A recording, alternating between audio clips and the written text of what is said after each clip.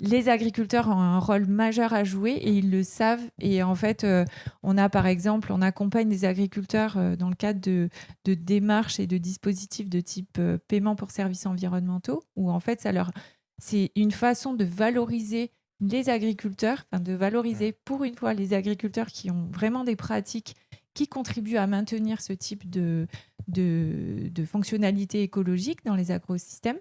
Mais par contre, je pense que les agriculteurs ne peuvent pas être seuls pour pouvoir mettre en place tout ça.